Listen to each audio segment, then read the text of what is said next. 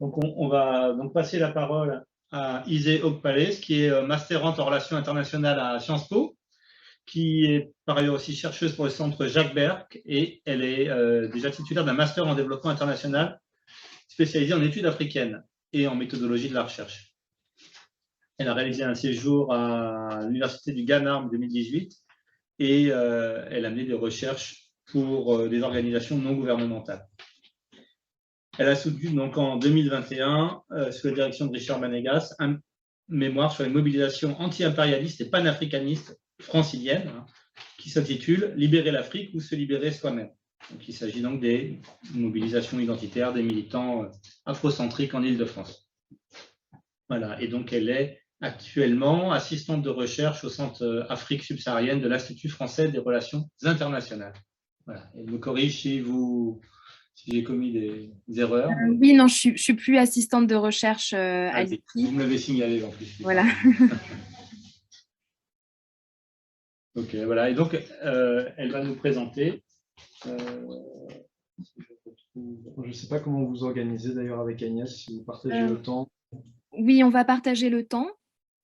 Donc, je vais présenter le PowerPoint depuis mon ordinateur. Je vais commencer, puis ensuite, elle va poursuivre dans le même temps. Donc, voilà. Et elle va donc nous présenter en commun avec Agnès Kederziaka, excusez-moi pour la prononciation, Kederziaka Manson, qui est directrice d'études à l'EPHE et donc qui, je pense, fera la deuxième partie, hein, c'est ça, qui est donc une spécialiste des usages rituels du corps en Afrique. Notamment, elle a particulièrement travaillé sur le pays mandingue et l'usage des fétiches. Et elle a publié notamment en 2017 Les génies, les fétiches et leurs humains, qui est un manuscrit encore inédit qui fait partie de son HDR. Voilà. Normalement, vous pouvez partager. Ok. Alors, est-ce que vous voyez bien mon écran? C'est bon? Très bien. D'accord.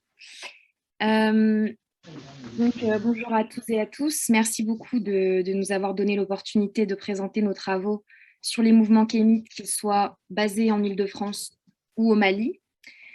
Alors, en guise d'introduction, j'aimerais rapidement situer le kémitisme dans sa généalogie avec l'afrocentrisme, qui s'inscrit dans la longue histoire des nationalismes noirs qui ont circulé entre l'Europe, l'Amérique et l'Afrique. Je présenterai ensuite la manière dont le kémitisme s'exprime sur mon terrain francilien. Puis ensuite, je passerai la parole à Agnès, qui en parlera depuis le Mali.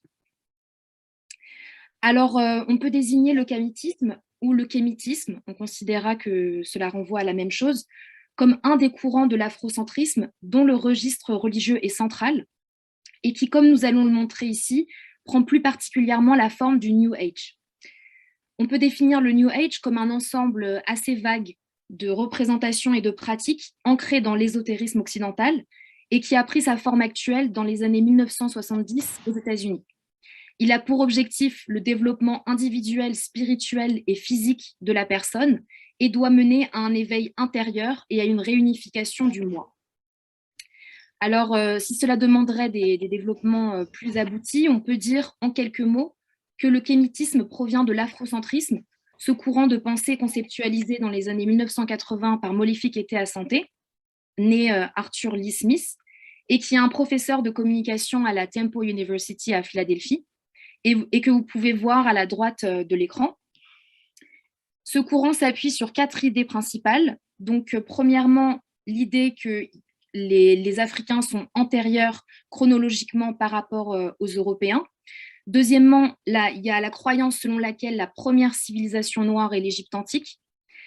Troisièmement, l'idée que la civilisation égyptienne se serait répandue sur tout le continent africain et dans le monde entier. Et enfin, l'idée selon laquelle les Africains noirs partageraient tous une même culture homogène. Donc le kémitisme fait référence à Kémet, qui aurait été le nom de l'Égypte antique et qui désignerait terre des Noirs en égyptien ancien, selon l'un des inspirateurs de l'afrocentrisme américain, le Sénégalais Cheikh Anta Diop.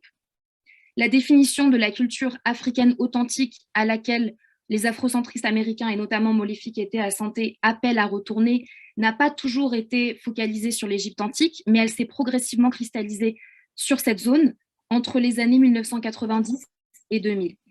Et si la filiation qu'il y aurait entre peuple noir et Égypte antique est un topos des nationalismes noirs, c'est véritablement sur Cheikh Anta Diop que Molefi Keïta-Assanté s'appuie explicitement.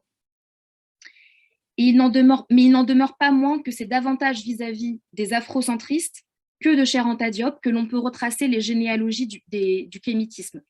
Parce que si effectivement Cheikh Anta Diop appelait les Noirs à se reconnecter à cette spiritualité kamite, entre guillemets, c'est beaucoup plus les afrocentristes afro-américains, puis les afrocentristes aussi francophones de manière plus secondaire, qui ont véritablement développé cette dimension spirituelle de l'afrocentrisme.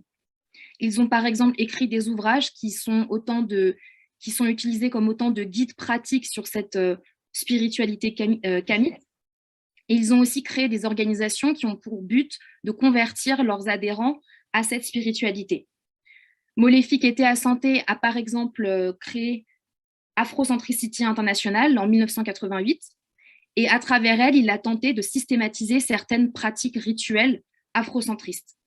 L'organisation s'est d'ailleurs implantée dans de nombreux pays dans le monde, et y compris dans des pays francophones. Et en ce qui concerne les pays francophones, c'est particulièrement à partir des années 2010, en France et en Afrique. Et ça a été fait particulièrement à travers la numéro 2 de l'organisation, qui s'appelle Amamazama et que vous pouvez également voir à l'écran, qui est guadeloupéenne d'origine et qui est née Marie-Josée Sérol, qui s'est installée aux États-Unis et qui a rejoint la Temple University, là où est Molefi Keïta-Assanté. Et donc, c'est la traductrice, c'est une des traductrices majeures des œuvres de Molefi Keïta-Assanté. Et donc, elle a beaucoup participé à la diffusion de l'afrocentrisme dans les pays francophones. Et vous pouvez voir aussi à l'écran un des ouvrages de Molefi Keïta-Assanté qui a été donc traduit par Amamazama et qui a été publié par l'organisation Afrocentricity International. Le kamitisme, par sa filiation avec l'afrocentrisme, s'inscrit plus largement dans la généalogie des nationalismes noirs.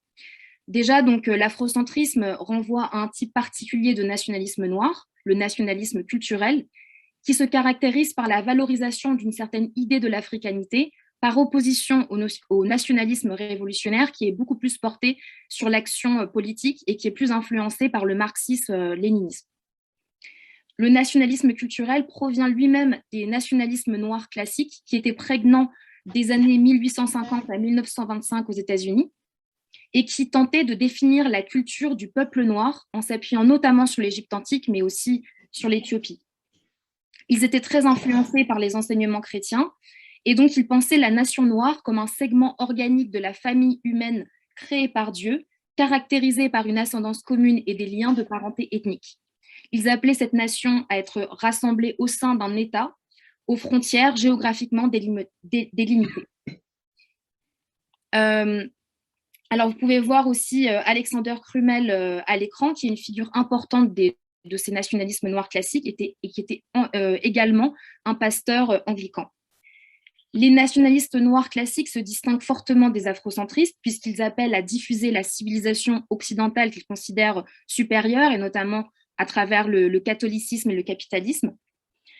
Mais on peut tout de même identifier une certaine filiation entre les nationalistes noirs classiques et les afrocentristes, parce qu'ils appellent tous deux à une certaine rédemption de l'Afrique qui devrait faire table rase d'une grande partie de son passé et de l'intégralité de son présent.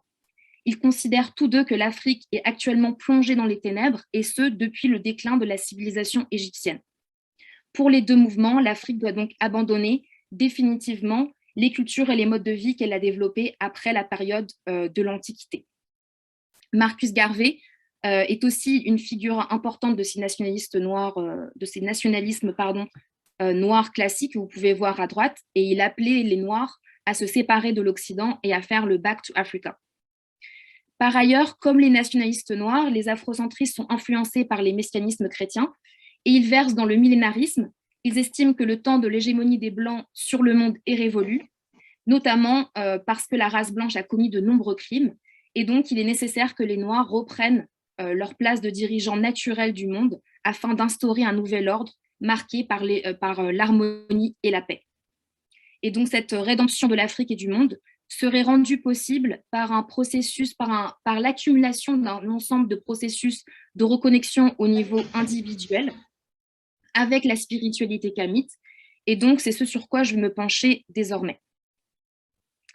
Donc, selon les kémites franciliens, l'Égypte antique est à la base de tous les savoirs, des sciences, des arts, des civilisations de l'humanité. Et selon eux, les Européens ont volé l'ensemble de ces savoirs.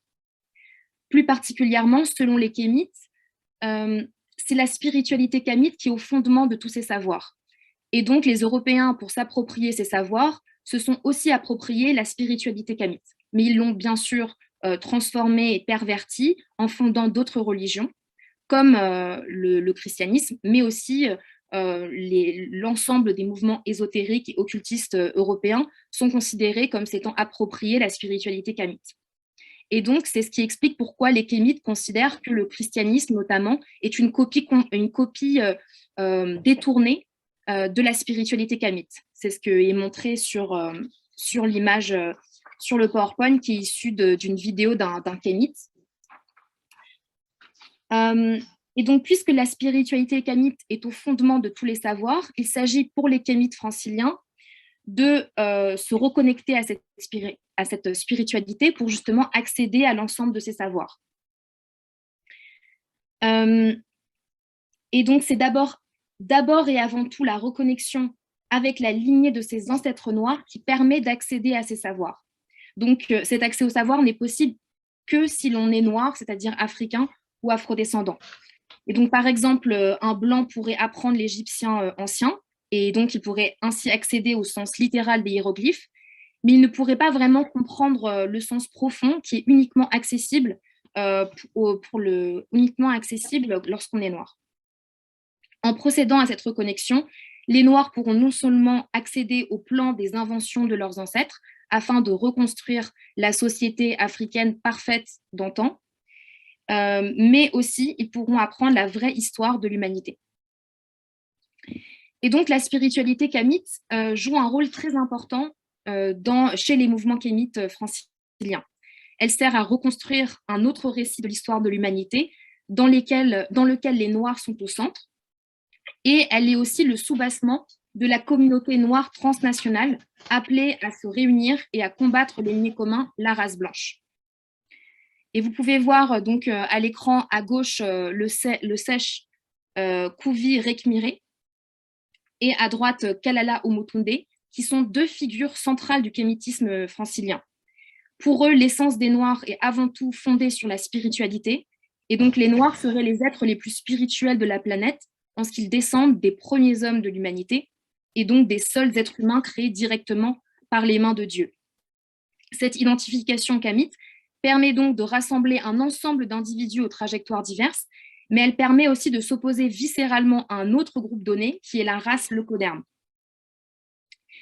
Alors, selon les kémites franciliens, les leucodermes, donc leucoderme qui vient du grec leuco, qui signifie blanc, et derme qui renvoie à la peau, et qui s'oppose à mélanoderme, mélano signifiant noir.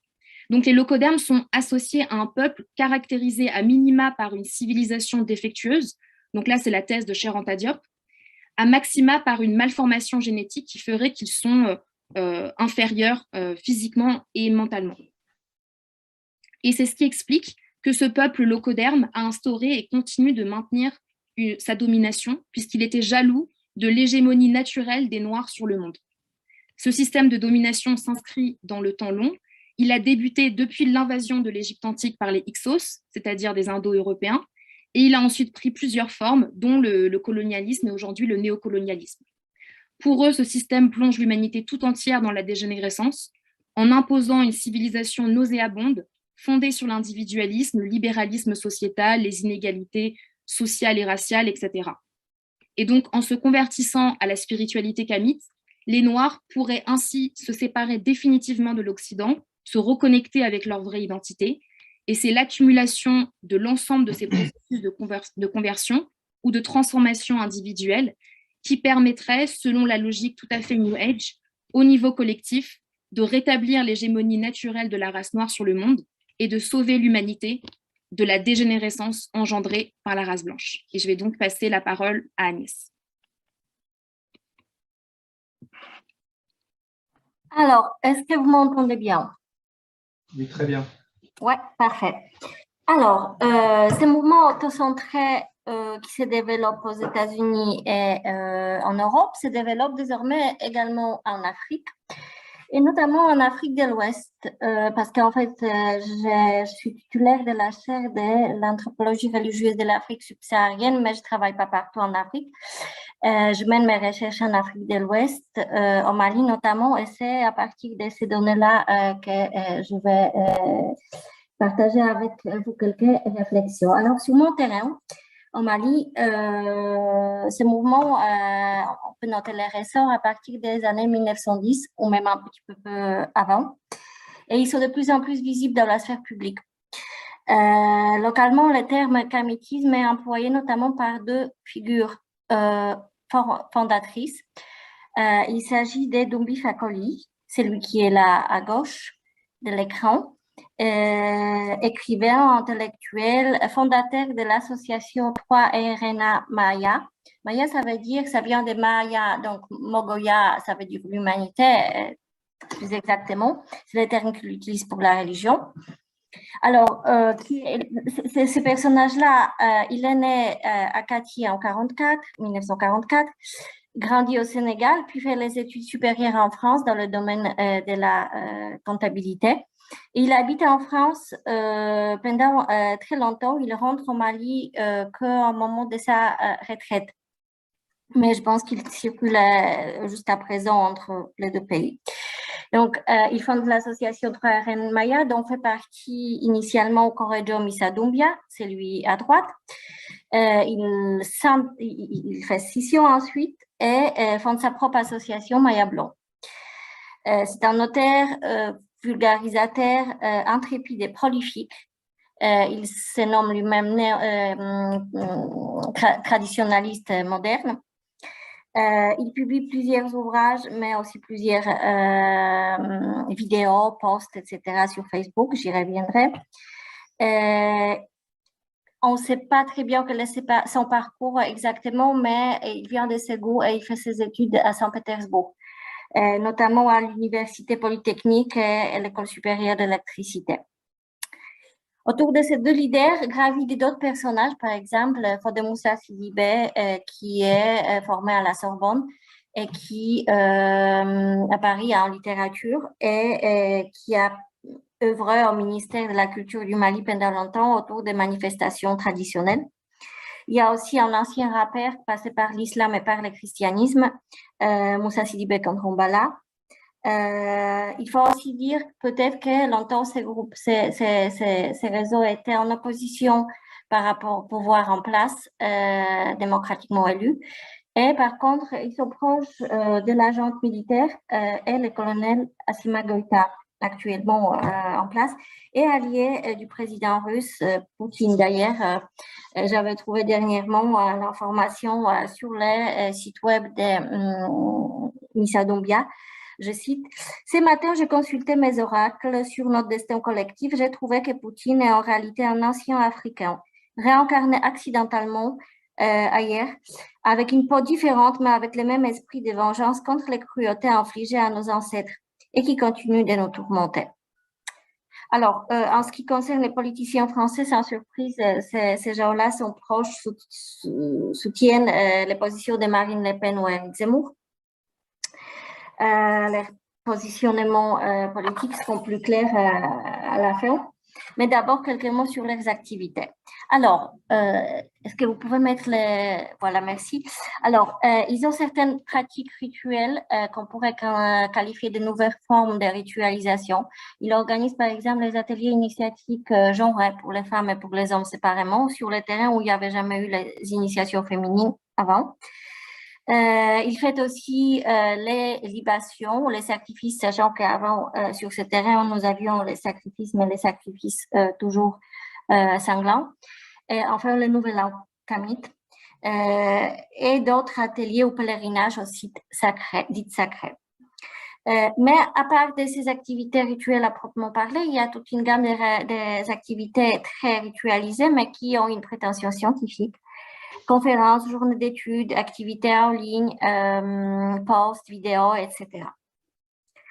Alors, cette prétention à la scientificité n'est pas propre au kamitisme, on la retrouve dans de nombreuses formes du néopaganisme, qui toutes visent à une certaine réécriture de l'histoire ou proposent une vision alternative de l'histoire, et qui s'oppose donc à la modernité dans ses versions occidentales perçue comme l'incarnation du mal.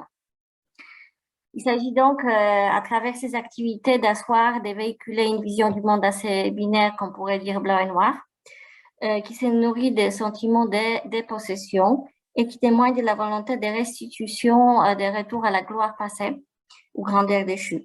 Donc, nous avons déjà vu cela dans la présentation d'Isée. Il y a quelques dogmes clés, par exemple l'idée de l'antériorité et primordialité chronologique des Africains par rapport aux Européens. Là, si vous pouvez mettre la diapo suivante. Alors, ça c'est les conférences, les posts. Alors, encore suivante, voilà, Nouvel An kamite et encore plus loin. Voilà. Donc, l'idée que, bien évidemment, c'est la première civilisation qui est noire, l'Égypte antique, appelée Kemet, et que cette civilisation se diffuse ensuite en Afrique, ce qui permet d'expliquer l'unicité africaine et qui fonde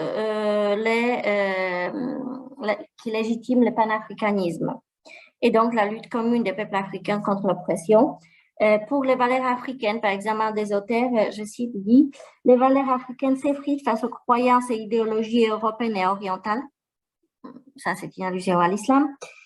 Arabes et occidentaux ne visent qu'effacer d'autres formes de connaissances plus anciennes, au demeurant que les leurs, etc. Donc, clairement, dans cette vision du monde binaire, l'Africain est des côtés du bien.